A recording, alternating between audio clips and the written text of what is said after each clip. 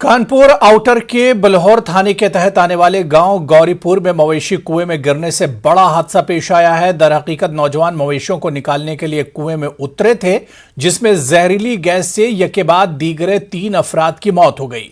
जाँ बहक होने वाले अफराद की उम्रें 18 से 20 साल के दरमियान बताई जा रही है।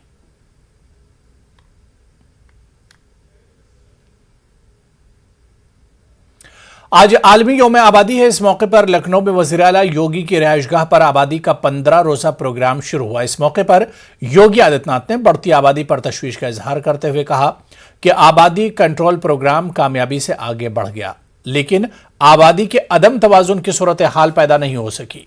सीएम योगी ने कहा कि आबादी पर कंट्रोल जरूरी है, लेकिन तवाजुन का भी ख्याल रखना होगा।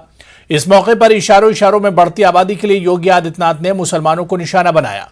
वाज़ेह है कि गुज़िश्ता साल अगस्त के महीने में उत्तर प्रदेश के रियासती कानून कमीशन ने आबादी में काबू पाने की पॉलिसी के हवाले से वज़ीर-ए-आला को एक मसवदा पेश किया था और अब इस बात का इंतजार किया जा रहा है कि रियासत में आबादी कंट्रोल पॉलिसी को कब नाफिज किया जाएगा।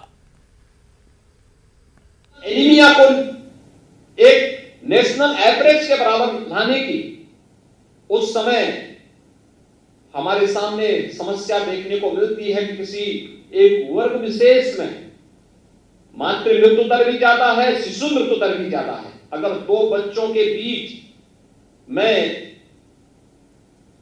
अंतराल कम है, इसका अंदाजा मातृ मृत्यु दर पर भी और शिशु मृत्यु दर पर भी पड़ेगा और उसकी कीमत चुकानी पड़ेगी पूरे समाज को।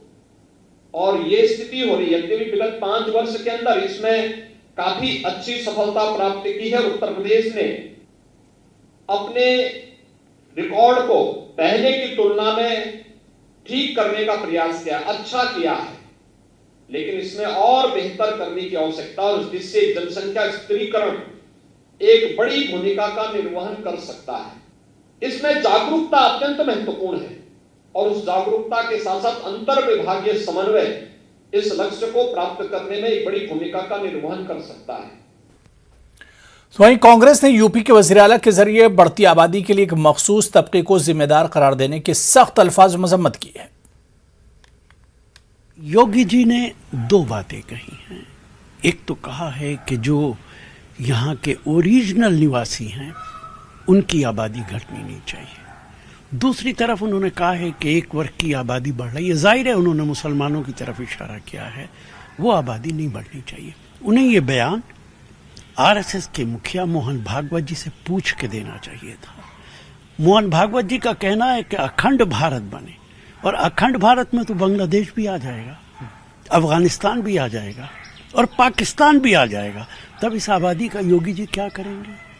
और अगर वो मूल आबादी की बात कर रहे हैं तो ये भी मोहन भागवत जी कह चुके कि इस देश में रहने वाले हिंदू मुसलमानों के पूर्वज एक थे, तो इस देश में तो जो भी रह रहा है वो मूल निवासी है, तो चिंता किस बात की है?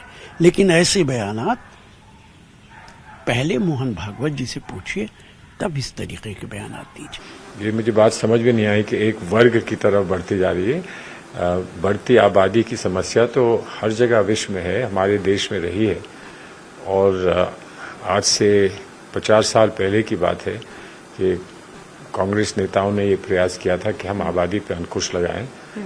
तो उस समय इसका विरोध उन सभी दलों ने किया था जो आज कहीं कहीं सत्ता में है।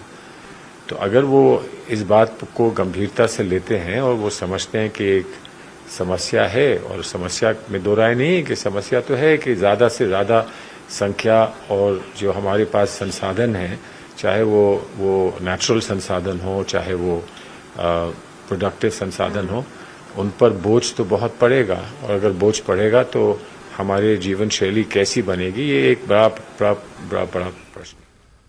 वहीं समाजवादी पार्टी के मुताबिक आबादी कंट्रोल करने के मामले में पीएम मोदी और सीएम योगी के बयानात में काफी फर्क नजर आता है।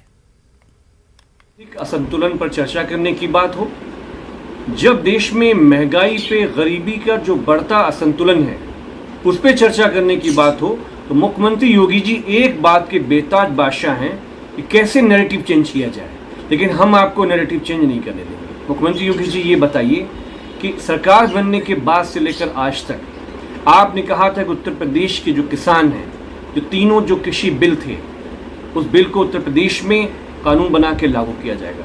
न केंद्र सरकार इस पर जागी, न आप जागे। प्राइम मिनिस्टर साहब कहते थे कि 80 करोड़ रोजगार 2022 तक दे दिए जाएंगे, लेकिन निर्मला सीतारमण साहिबा कहती हैं संसद में कि 50 लाख नौकरियां ही हम एक साल में दे पाए। तो ये जो असंतुलन है, इससे इस देश के जो 80 करोड़ लोग, आपके मुताबिक प्राइम मिनिस्टर साहब कहते हैं कि 80 करोड़ लोगों को आप खाना खिला रहे हैं। खाना तो आप उन्हीं को खिला रहे हैं कि जिनकी हालत नासाज है, जिनकी ज़िंदगी में गरीबी है, बेकारी है, कमज़ोरी है।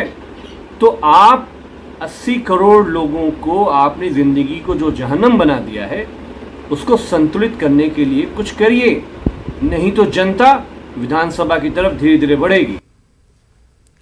गाजियाबाद कांग्रेस के रियासती तर्जुमान डॉली शर्मा को उनके ट्विटर हैंडल पर पाकिस्तान से जान से मारने की धमकियां मौसूल हुई हैं।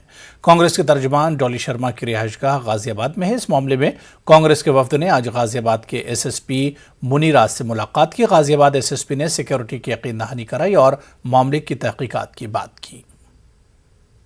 अकाउंट पे पोस्ट कर दिया। उसको उस पर पोस्ट करने के कुछ ही देरी बाद एक लड़के ने राव तहसीन कासिफ तहसीन नामक एक लड़के ने उस पर मुझे AK-47 से गोली मारने की धमकी दी। जब मेरे पास फ़ोन आने लगे, हमने देखा तो पता चला कि वो जो आईडी है, ट्विटर आईडी, वो वहाँ कराची पाकिस्तान का है। तो इसलिए इस विषय में हम यहाँ SSP गाजियाबाद से मिलकर आकर अपनी कंप्लेन दर्ज कराने आए थे। कब आई थी आपको? ये मुझे आई थी 6 जुलाई को। गाजियाबाद पुलिस स्टेशन कविनगर इलाके के राजनगर सेक्टर 10 में रहने वाले एडवोकेट आशीष त्यागी ने अपने वालिद के लाइसेंस याफ्ता पिस्तौल से खुद को गोली मारकर खुदकुशी कर ली। महलू के अहले खाना घर पर मौजूद नहीं थे। घर का दरवाजा खटखटाया तो गेट नहीं खुला। खिड़की का शीशा काटकर घर वाले अंदर गए तो आशीष त्यागी मुर्दा हालत में पड़ा था। शाम तक के लिए गाड़ी दे दो, बिना गाड़ी के कैसे लेके जाऊंगा, हरियाणा लेके जाना पड़ता है। तो उन्होंने उल्टी सीधी बोल के कि भाई पागल मत बना, ये मत करो, गाड़ी घोड़ा कुछ नहीं। इसके फ़ोन वोन ब्लॉक कर दिए, नंबर सब फ़ोन उठाने बिल्कुल बंद कर दिए। तो अभी जो इन्होंने ये एक्शन इस तरह ये जो किया है, वो कितने बजे की घटना है? रात 2 बजे हमने इसे घर छोड़ा है और 2:17 पे मेरी इससे बात हुई है। मैंने कहा सो जा, सुबह FIR करवा के गाड़ी वापस ले जाऊंगा। लेकिन फिर मैंने सुबह उठती, मैं लेट सोया, 2-2:30 बजे मैं भी सोया, तो मैंने सुबह उठती इसको फ़ोन करा तो फ़ोन उठा नहीं था। फिर अंकल का मेरे पास फ़ोन आया, तो 2 बजे के बाद की है।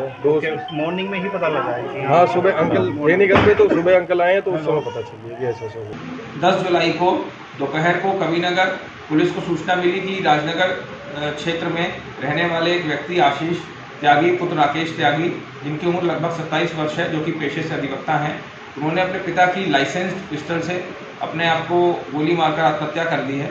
उस समय परिवारजन घर पे मौजूद नहीं थे। तत्काल पुलिस मौके पर पहुंच गई एवं ऑफिसर टीम को बुला लिया गया था। इसमें पिता की तहरीर पर अबेटमेंट टू सुसाइड एवं अन्य धाराओं में अभियोग पंजीकृत करा गया है। विवेचना के दौरान जो भी साक्ष्य के हिसाब से आवश्यक अदालती कार्रवाई वो की जा रही है। आलमी योम आबादी के मौके पर आज मेरठ में जनसंख्या समाधान फाउंडेशन की जानिब से एक एहतजाजी और बेदारी मार्च का इनेकाद किया गया। बढ़ती आबादी को मुल्क के लिए बड़ा खतरा करार देते हुए फाउंडेशन के जिम्मेदारान ने समाज के एक मखसूस तबके को बढ़ती आबादी के लिए कसूरवार ठहराया और हुकूमत से बढ़ती आबादी को काबू करने के लिए जल्द कानून बनाने का मुतालबा किया। इसमें माननीय प्रधानमंत्री जी, विधि कानून न्याय मंत्री, गृह मंत्री और उत्तर प्रदेश के मुख्यमंत्री बाबा योगीनाथ जी के लिए इनके लिए एक ज्ञापन है। सरकार 2 बच्चों का कानून लाए, अन्यथा देश में गृह युद्ध। मेरठ में आग लगने के वाकयात रुकने का नाम नहीं ले रहे। गुज़िश्ता 2 दिनों में एक केमिकल फैक्ट्री समेत 2 मकामात पर आतिशज़दगी के वाकयात पेश आए। इसके बाद शहर के बच्चे पार्क इलाके में इलेक्ट्रॉनिक्स के शोरूम में आग लगने से अफरा तफरी मच गई। शहर के भीड़भाड़ वाले बच्चे पार्क चौराहे पर इलेक्ट्रॉनिक्स का 2 मंजिला शोरूम है। पहली मंजिल पर आज दोपहर में आग लग गई। वाकई के वक्त शोरूम में 15 से 20 मुलाजमिन मौजूद थे। आग लगने के बाद किसी तरह वो बाहर निकलने में कामयाब रहे। इलाके में बड़ा जान और माल का नुकसान हो सकता था, लेकिन आग लगने के चंद मिनट के अंदर ही 3 फायर टेंडर्स मौके पर पहुंच गए और आग पर काबू पा लिया। शोरूम का एक हिस्सा मुकम्मल तौर पर जल जाने से लाखों के माली नुकसान का अंदेशा जाहिर किया जा रहा है। पे आग लगी है और समय से जो है यहाँ पहुँच गई है, फायर टेंडर पहुँच गए, 4 फायर टेंडर लगे हुए हैं अभी भी, लेकिन अभी फायर जो काबू में नहीं आई है। पूरा प्रयास कर रहे हैं हम, जिससे कम से कम ये जो साइड वाली बिल्डिंग है उसमें आग ना पहुँच पाए। कोई ऐसी कैजुअलिटी नहीं हुई है, लेकिन सामान के बारे में बता रहे हैं काफ़ी नुकसान हुआ है।